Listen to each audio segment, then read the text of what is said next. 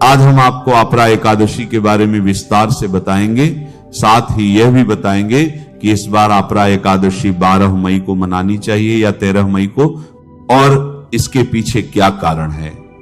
इसके साथ ही हम आपको यह भी बताएंगे कि इस दिन कौन कौन से सरल नियमों का पालन करने से आपके कार्य क्षेत्र में उन्नति के मार्ग खुल सकते हैं, परिवार में सुख बना रह सकता है और जीवन में सकारात्मक परिवर्तन आ सकते हैं। सनातन धर्म में एकादशी का विशेष महत्व बताया गया है। हर मास में आने वाली दोनों एकादशी तिथियां अत्यंत पवित्र मानी जाती हैं। ज्येष्ठ मास के कृष्ण पक्ष की एकादशी को अपरा एकादशी कहा जाता है। अपरा शब्द का अर्थ है अपार, अर्थात ऐसा पुण्य जो सीमित न हो। ऐसा माना जाता है कि इस दिन श्रद्धा और नियम पूर्वक व्रत करने से मन को शांति मिलती है, घर में सुख समृद्धि आती है और जीवन में चल रही अनेक प्रकार की बाधाएं धीरे धीरे कम होने लगती हैं। इस दिन भगवान विष्णु का पूजन विशेष फलदायी माना गया है। जो लोग श्रद्धा और विश्वास के साथ इस दिन भगवान का स्मरण करते हैं, उनके भीतर एक नई ऊर्जा का संचार होता है, मन में सकारात्मक भाव आते हैं, चिंता कम होती है और जीवन के प्रति दृष्टि बदलने लगती है। इसलिए यदि आप अपने जीवन में शांति चाहते हैं, मन की अशांति को दूर करना चाहते हैं और अपने परिवार में सुख बनाए रखना चाहते हैं, तो अपरा एकादशी का व्रत अवश्य करना चाहिए। अब सबसे पहले जानते हैं कि इस बार अपरा एकादशी किस दिन रखी जाएगी। इस वर्ष एकादशी तिथि की शुरुआत 12 मई दिन मंगलवार को दोपहर 2:52 से हो रही है और 13 मई दिन बुधवार को दोपहर 1:30 पर एकादशी तिथि समाप्त होगी। सनातन धर्म के नियमों के अनुसार एकादशी का व्रत उदय तिथि के अनुसार रखा जाता है। उदय तिथि का अर्थ है कि जिस दिन सूर्योदय के समय एकादशी तिथि विद्यमान हो, उसी दिन व्रत रखना श्रेष्ठ माना जाता है। इस नियम के अनुसार इस बार 13 मई दिन बुधवार को अपरा एकादशी का व्रत रखा जाएगा। इसीलिए आप सभी को इस बार 13 मई दिन बुधवार को ही अपरा एकादशी का व्रत करना चाहिए। अब व्रत के पारण की बात करते हैं। धर्मशास्त्रों में कहा गया है कि एकादशी का व्रत करने के बाद अगले दिन द्वादशी तिथि में उसका पारण करना चाहिए। पारण का अर्थ है व्रत का समापन करना।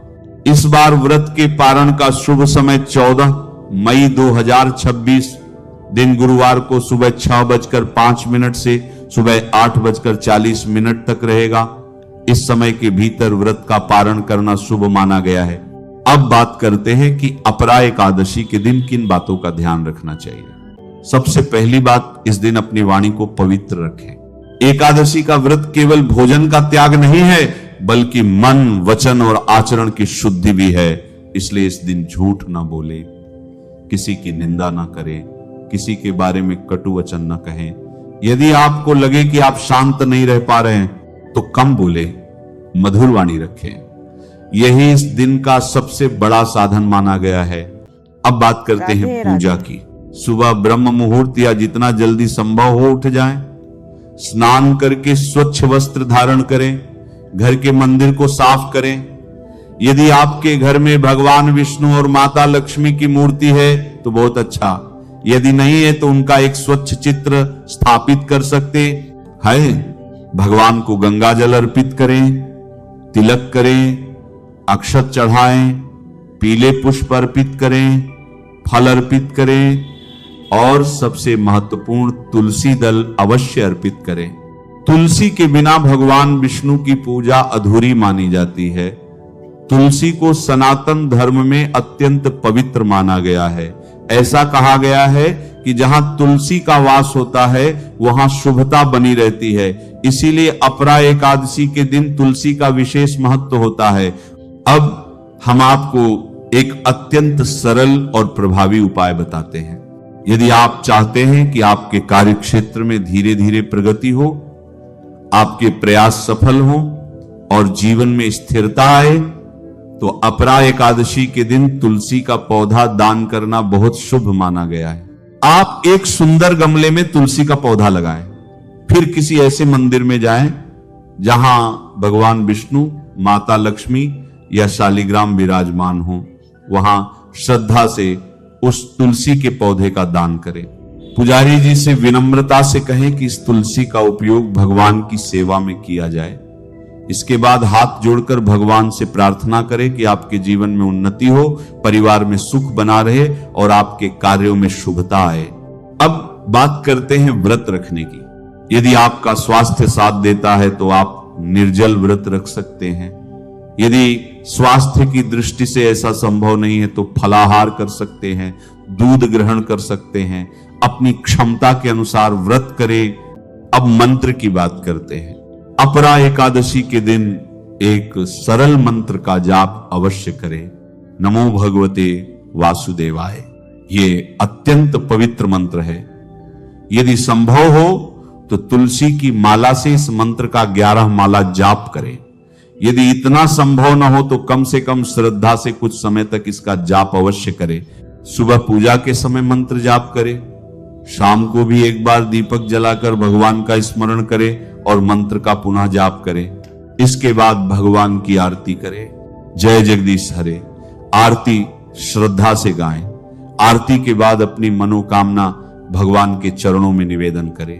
अब बहुत से लोग, विशेषकर युवा, ये पूछते हैं कि व्रत रखने से क्या लाभ होता है। इसका उत्तर बहुत सरल है। जब हम महीने में 2 बार एकादशी का व्रत करते हैं तो शरीर को विश्राम मिलता है, पाचन तंत्र को आराम मिलता है, भोजन का संयम शरीर के लिए लाभकारी होता है। लगातार भारी भोजन करने से शरीर पर बोझ पड़ता है। व्रत उस बोझ को कम करता है, शरीर हल्का होता है, मन शांत होता है। इसलिए धार्मिक दृष्टि से ही नहीं, प्राकृतिक दृष्टि से भी एकादशी का व्रत उपयोगी माना गया है। जब आप व्रत रखते हैं तो आपके भीतर अनुशासन आता है, संयम आता है, मन की चंचलता कम होती है और यही गुण धीरे धीरे जीवन में सफलता के लिए सहायक बनते हैं। अब कुछ छोटी छोटी बातें और ध्यान रखें। एकादशी के दिन क्रोध से बचें, अन्न का अनादर न करें, मन में बुरे विचार न लाएं। यदि संभव हो तो किसी जरूरतमंद की सहायता करें, गौ सेवा करें, पक्षियों को दाना डालें, जल का दान करें। ये छोटे छोटे कार्य भी बहुत शुभ माने गए हैं।